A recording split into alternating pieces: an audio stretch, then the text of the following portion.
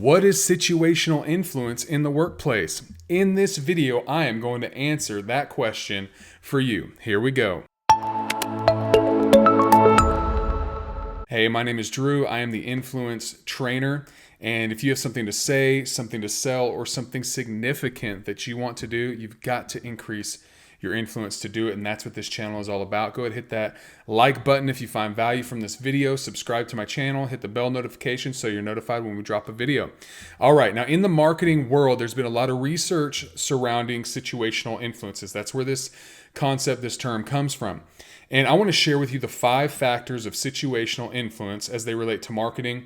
And then I'll give you some tips on how to apply these influences in the workplace. Now, the information I'm sharing with you as far as these the marketing information comes from a book called A Preface to Marketing Management. It's a wonderful, big, thick textbook if you're interested in reading it. But they talk about situational influences, and they say situational influences can be defined as all the factors particular to a time and place that have a demonstrable and systematic effect on current behavior. So they influence people, right?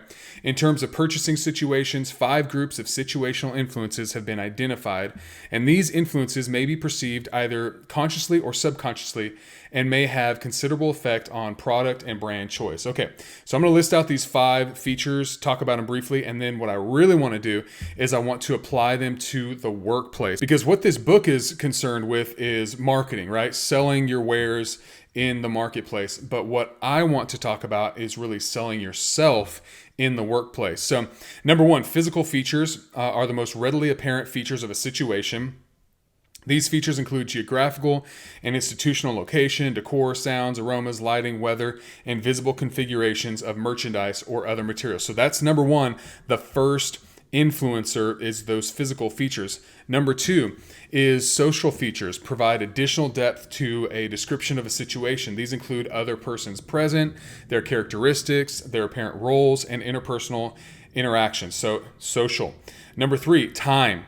Time is a huge influence. It says time is a dimension of situations that may be specified in units ranging from time of day to season of the year. Time also may be measured relative to some past or future event for the situational participant. This allows such conceptions as time since last purchase and time constraints imposed by prior or standing commitments. So time is a factor in the decision-making process. Number 4, task features. This is an interesting one. Task features of a situation include an intent or requirement to select, shop for, or obtain information about a general or specific purchase. In addition, tasks may reflect different buyer and user roles anticipated by the individual.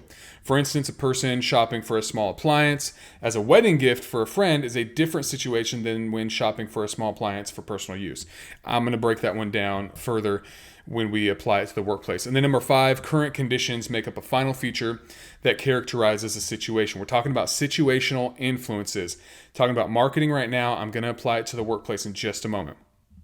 So these current conditions are momentary moods such as anxiety, pleasantness, hostility, excitement, momentary conditions such as cash on hand, fatigue, illness, rather than chronic individual traits. So momentary conditions, right? Remember that when we talk about workplace. Now, these conditions are considered to be immediately antecedent to the current situation to distinguish the states the individual brings to the situation from the states of the individual resulting from the situation. For instance, people may select a certain motion picture because they feel depressed, but the fact that the movie causes them to feel happier is a response to the consumption situation. This altered state may have become antecedent for behavior in the next choice situation encountered, such as buying a hot dog from a street vendor after leaving the theater.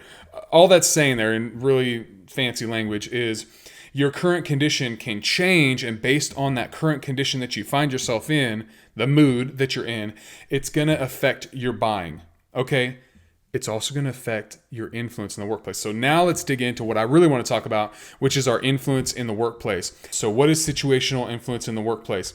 Physical features. Okay, let's break this down. Now, I cannot tell you how many mid-level managers that I coach share with me the struggle they have when senior leadership or ownership does not follow the dress code.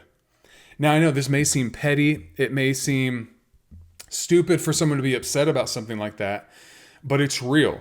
And if you recognize it and you want to increase your influence, a simple thing you can do from a physical feature, physical way of influencing those around you is by simply following the dress code. Follow the dress code when you come in. If you need to have your stuff ironed, iron it. If you need to be clean shaven, be clean shaven. If you need to get haircuts more regularly, whatever the case is, if you come in and you physically are following the dress code, something as simple as that, you can increase your influence with those in the office, or at the bare minimum, not decrease your influence, because you're losing respect with people when you don't follow those rules, but then you enforce them to do it. Okay. Number 2, social features. So a social feature in the workplace is simply leveraging a third party to strengthen your point of view.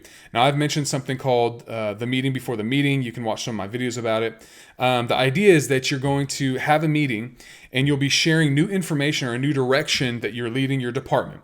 Now, you will need to get as many people in support of your idea as possible before you ever have that meeting. So then when you have the meeting and you have people in the room that are prepped and ready to support your idea in front of others, then the people that are on the fence about your idea, the people that are undecided, that they don't know if they want to support your idea, they see multiple other people that are bought in, that are maybe even saying verbally how they think this is a great idea and that it can be accomplished. That social proof will make it easier for the ones on the fence to support you and your idea. That's a social feature. It's that third party recommendation. Number 3 is timing. Timing is a huge influence in the workplace and in life. Now, any guy listening that is married knows that there's a right time and a wrong time to present something to your wife. Now, my wife and I both office from home, and we split up the kid pickup responsibilities. We got 5 kids, so you can imagine we got a lot of responsibilities there. Let's say I've been out coaching all day, or I've been on site at a client's office training them all day long, and I come home and I immediately put out the idea to my wife, hey, I'm thinking about, this Saturday, a couple days away, I want to go out with some friends to the lake. She's not going to be too enthusiastic about it at that time, right?